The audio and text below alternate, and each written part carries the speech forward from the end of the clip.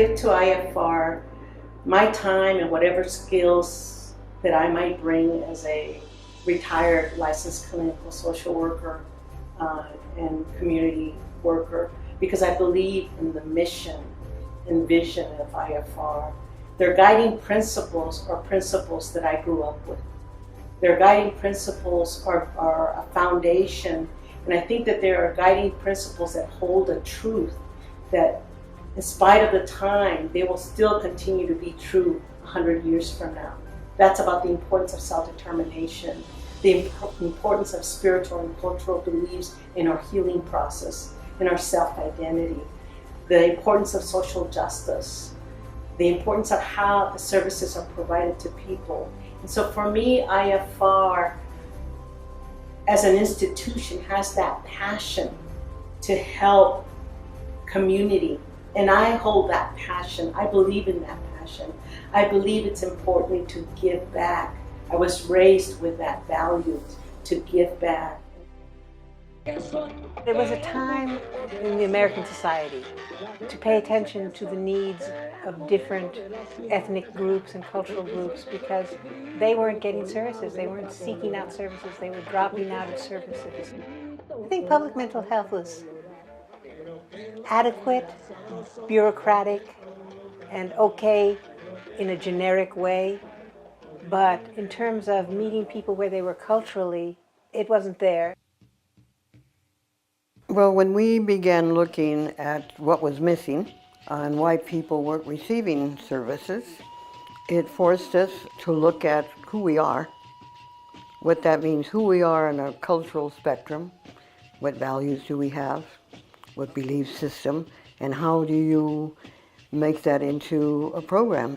We knew that there were tremendous needs, especially with a growing immigrant community and all the trauma of war from the countries that they came from. To get people to open up about their lives, about what their needs were, you really needed to do it within a cultural context that made it feel safe and familiar. It's like creating an ambiente, a sense of community where you feel like you belong when you walked in. That was the vision, Instituto Familiar de la Raza. And the term familiar was we had a whole discussion about why we wanted to include it, because the vision was to serve families, to become a healing place for families, a supportive environment for families, because Latinos operate within families. The three kind of guiding principles and philosophy of Instituto has been, one, a relational concept that we call in Lakesh, and it comes from ancient teachings that are thousands of years old, and it's the wisdom of our community to understand that our relationships are really meant to be in balance, to create healthiness in us and to connect in healthy ways towards each other. Our other philosophical approach is la cultura cura. It means that there are inherent value and strengths in our culture, and the more we know about our culture, the more we're able to connect to that. And it's a beautiful way for our community to understand that continues to be a lot to be proud of. It also speaks to the fact that la cultura cura means that it's transformative, it changes. Culture is not stagnant.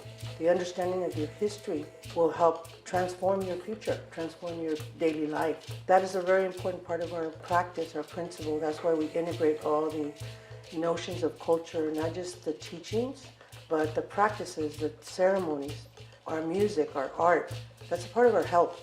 And that, I think, is a difference between a kind of conventional communal health model and what we see as a healing institution for our community. The third part of it is called Si Se Puede, and it's just a statement of social justice. That's all it means. It means to know that we deserve to have fair, equitable life in housing, in the environment, in our work settings, in our home lives.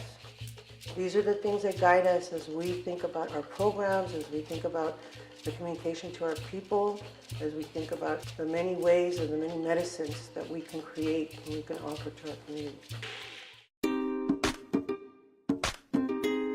Siempre estoy tan orgullosa de pertenecer a esta organización por eso, que fue que nosotros produjimos el primer material de educación sobre SIDA en español en el mundo, el primer material educativo que se llama Ojos que no ven. y se hace un contrato con el Estado de California, la oficina de SIDA, para que se produzca este material. El material está hecho, se entrega y el departamento de SIDA de California dice: hay 2 escenas que tienen que sacar si quieren que este material se los paguemos, si no, no vamos a dar el reembolso. Y las 2 escenas que tenían que sacar era cuando 2 muchachos se besan y la mamá los cacha, y el otro en el que un educador está enseñándole a un muchacho que usa drogas intravenosas cómo limpiar sus agujas. El instituto dice: esas 2 escenas no las vamos a sacar. Y ellos dicen: sí, porque es culturalmente ofensivo. El instituto dice: ¿ustedes quiénes son para decirnos a nosotros que es culturalmente ofensivo o adecuado? Es una cuestión nuestra. Además, son las 2 cosas fundamentales que tienen que ver con la epidemia del SIDA. La intolerancia, la homofobia, es una cuestión muy importante, y la otra es el uso de sustancias. Entonces, no lo vamos a sacar. Y no le reembolsaron a Instituto. Y Instituto, lo que otra organización hubiera vendido ahí su alma, en su principio un poquito, Instituto no lo hizo. Y entonces toma en sus manos el mercadeo de este material y lo distribuye por todo el mundo, en España y toda América Latina.